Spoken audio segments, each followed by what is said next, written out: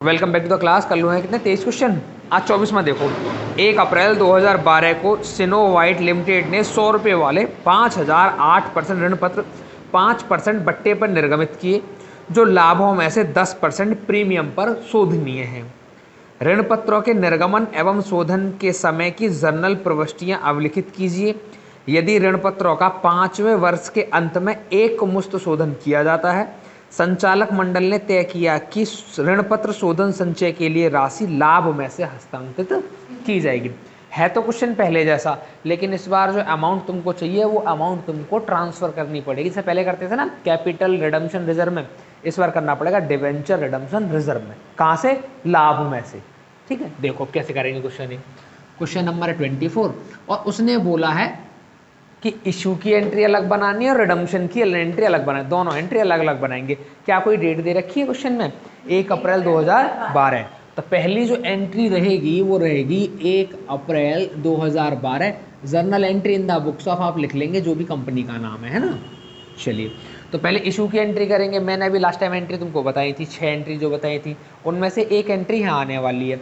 Check करो जरा क्या है। ऋण पत्रों को कहाँ इशू किया गया बेटा? 100 रुपये वाले 5008% ऋण पत्रों को बट्टे पर निर्गमित किया गया है, जो कि 10% प्रीमियम पर शोधनीय है। आपको डबल नुकसान हो गया। एक तो आप जब बेच रहे हैं तो बट्टे पर बेच रहे हैं, वो नुकसान, और जब दोबारा खरीदेंगे तो प्रीमियम पर खरीदेंगे, दो नुकसान हो गए। तो एंट्री ऐसे बनाएंगे इसकी। बैंक अकाउंट डेबिट,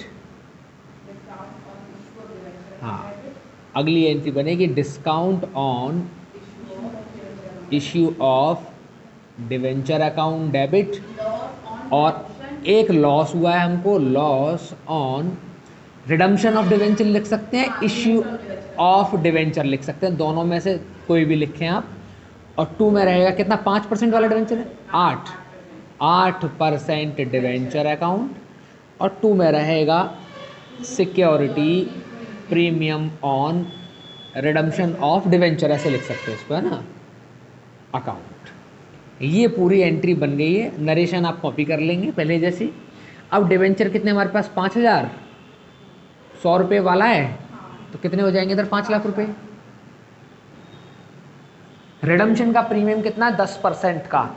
तो प्रीमियम में कितना पैसा आएगा बेटा? 5 लाख का डायरेक्ट 10% निकालो, बात वही रहेगी। या इसको ऐसे लिख सकते हो कि 5000 का 100 का 10% कितना आता है? 10 रुपया। दोनों में से कोई भी बात लिखो, दोनों बात एक ही है। तो कितना आएगा इधर? 50,000 रुपया। जितनी अमाउंट यहाँ आती है उतनी अमाउंट लॉस में आती है। कितनी? और इसके बाद में डिस्काउंट में कितना दे रखा है उसने? कितने परसेंट डिस्काउंट है? 5% डिस्काउंट है। तो कितना हो जाएगा ये? 25,000 रुपया। तो बैंक में कितना मिलेगा? 4,75,000 रुपये। डेबिट बराबर क्रेडिट करना पड़ेगा ना हमको, ऐसे। बताओ, ये बात समझ गए? इशू ये हो गया। अब वो कितने साल बाद रिडम्पशन कर रहा है इसका? 5 साल बाद। तो अप्रैल 12, अप्रैल 13 में 1 साल, अप्रैल 14 में 2 साल, अप्रैल 15, अप्रैल 16 और अप्रैल 17। 5 साल हो जाएंगी अप्रैल 17 में। ठीक है, यहाँ लिखेंगे 1 अप्रैल 17 में। अब इसका रिडम्पशन करना है हमको। अब एक बात समझनी है आपको, हम चीज़ों को चाहे डिस्काउंट पे इशू करें चाहे प्रीमियम पे इशू करें, अगर रिडम्पशन की कोई बात नहीं कही है तो हमेशा मेन वैल्यू का ही रिडम्पशन किया जाएगा। मेन वैल्यू से मतलब है कि डिस्काउंट आपको छोड़ देना, जो 5 लाख रुपए है ना, इसका ही। मानो किसी की कीमत मार्केट में 5 लाख रुपए है और आप उसको खरीदने गए या बेचने गए, आपने वो 5,000 रुपये कम में खरीद या बेच दिया, आपने 4,95,000 का ट्रांजैक्शन हुआ। लेकिन जब आप उसका रिडम्पशन करेंगे ना तो पूरा 5 लाख का ही करना पड़ेगा आपको। वो तो खरीदते समय एक कंडीशन थी या बेचते समय कंडीशन थी, डिस्काउंट लगा था, उसका कोई रोल नहीं है। लेकिन यहाँ पे रिडम्पशन के लिए बताया है कि रिडम्पशन जो है प्रीमियम पे करना है, तो रिडम्पशन प्रीमियम पर ही करना पड़ेगा आपको। अगर रिडम्पशन प्रीमियम पे नहीं होता तो टोटल 5 लाख का पेमेंट करना पड़ता है फिर। ठीक है, 4,75 का है, 4,95 का, 4,90 का नहीं करना है। जितनी उसकी मेन वैल्यू उतने का ही पेमेंट देना पड़ेगा। वो तो नुकसान तुम्हें हुआ है, तुमने बेका कम में, वो तुम्हारी हेडेक है। समझ गए बात को? चलो, अब इसका करेंगे पेमेंट। कैसे? 8% डिवेंचर अकाउंट डेबिट, यहाँ होल्डर भी लिख सकते हैं लेकिन होल्डर लिखते नहीं है। ठीक है, security premium on redemption of debenture account debit, और पेमेंट करेंगे टू बैंक अकाउंट। लिख देंगे इसको, being redemption of debenture amount paid. देखो कितने रुपए का था डिवेंचर, वैसे था 5 लाख का, हमने 50,000 का प्रीमियम दिया, तो टोटल मिला के कितने रुपए देने पड़ेंगे, 5,50,000। बताओ बात समझ में आ रही है? अब तो ये क्वेश्चन वैसे ही खत्म हो जाता है, लेकिन क्वेश्चन में एक बात बोली, नई लाइन इसने, कि जितना भी आपने रिडम्पशन में पैसा खर्च किया है उस पैसे को आप लाभ से हस्तांतरित करेंगे कहाँ पे, रिडम्पशन रिजर्व में, अकाउंट में। समझ गए? अब एक बात हमने पहले भी सीखी थी, जो प्रीमियम का पैसा होता है उसको कभी रिडम्पशन रिजर्व में ट्रांसफर नहीं कर सकते, मेन अमाउंट ट्रांसफर होती है हमेशा। तो मेन अमाउंट कितना है, सिर्फ 5 लाख रुपए। कहाँ से ट्रांसफर करना है उसको, प्रॉफिट एंड लॉस अकाउंट से ट्रांसफर करना है। और कहाँ पे ट्रांसफर करना है, डिवेंचर रिडम्पशन रिजर्व में ट्रांसफर करना है इस पैसे को। लिख देंगे being redemption amount transfer to reserve, being redemption amount transfer to reserve. कितने रुपए, 5 लाख रुपया। हो गया क्वेश्चन खत्म। बताओ आगे बात समझ में सबको? ठीक, पढ़ो अगला जरा, दिखाओ।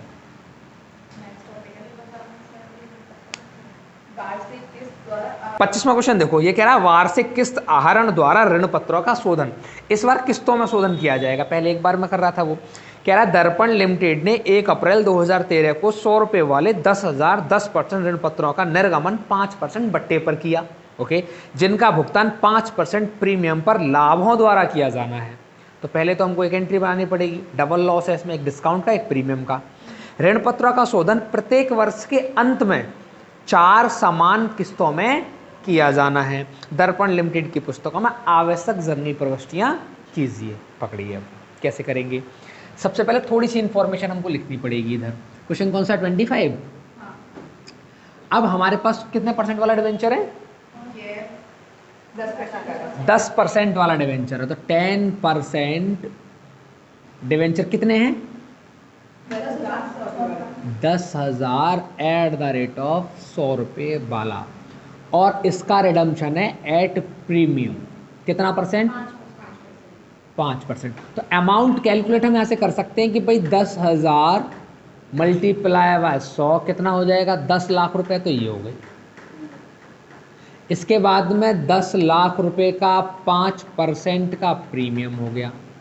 10 लाख का 5% कितना आएगा, 50,000 रुपये।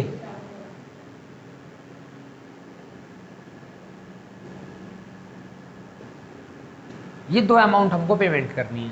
अब बात क्या समझनी है आपको, कि किस्तें जो बनाएंगे हम हमेशा मेन अमाउंट का बनाएंगे। वैसे तो हमारे पास टोटल पेमेंट कितना बन रहा है, 10,50,000, लेकिन किस्त हमेशा बनानी है हमको मेन अमाउंट की, क्योंकि प्रीमियम कोई फिक्स अमाउंट नहीं है। प्रीमियम तो हमेशा मेन अमाउंट का परसेंटेज है, जितना मेन अमाउंट बनेगा उतना ही % प्रीमियम देने लगेंगे हम हर साल। बात समझ पा रहे हैं? तो इंस्टॉलमेंट कैसे बनेगी, उसने बोला ना 4 इंस्टॉलमेंट में देना है या 5 में। इंस्टॉलमेंट कैसे बनाएंगे, total redemption amount without premium और divide by number of installment. Check करो कैसे करेंगे बेटा, 10 लाख डिवाइड बाय 4 कितना आ जाएगा, 2,50,000। तो कहने का मतलब है हर साल तुमको 2,50,000 रुपये देने हैं विदाउट प्रीमियम, लेकिन प्रीमियम देना पड़ेगा तो 2,50,000 का 5% प्रीमियम भी देंगे हर बार।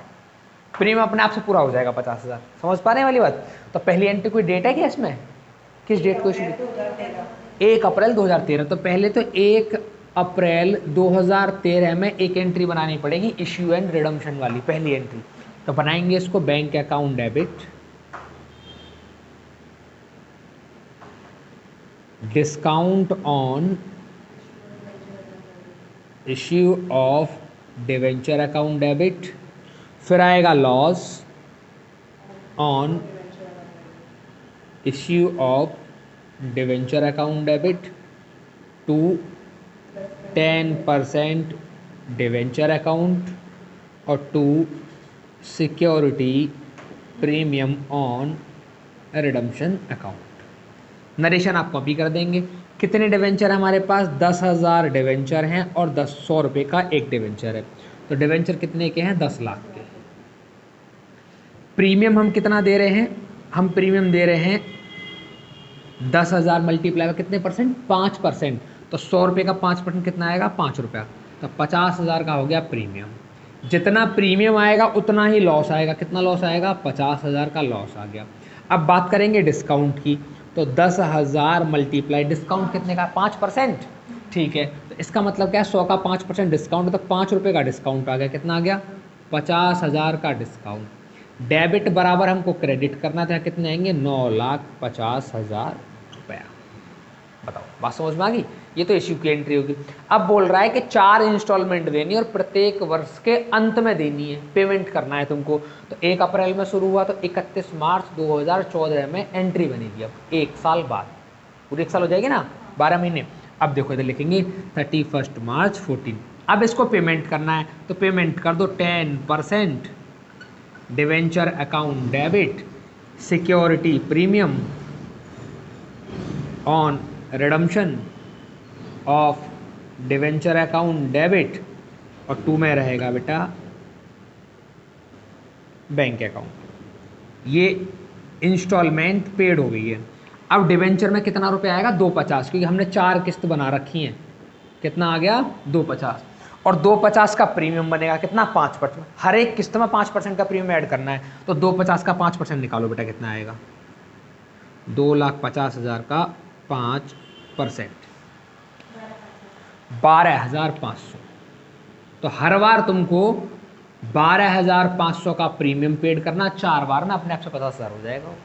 और किस्त तुम दे रहे हो 2.5 लाख की, तो 4 बार में 10 लाख वो भी चले जाएंगे। बात समझ पा रहे हैं वाली? ठीक है, तो अभी बात समझ में आ गई। ये 31 मार्च को हो गया।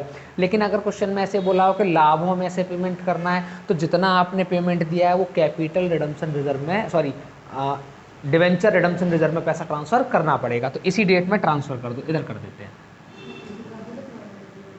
हाँ, 5 बार एंट्री बनेंगी।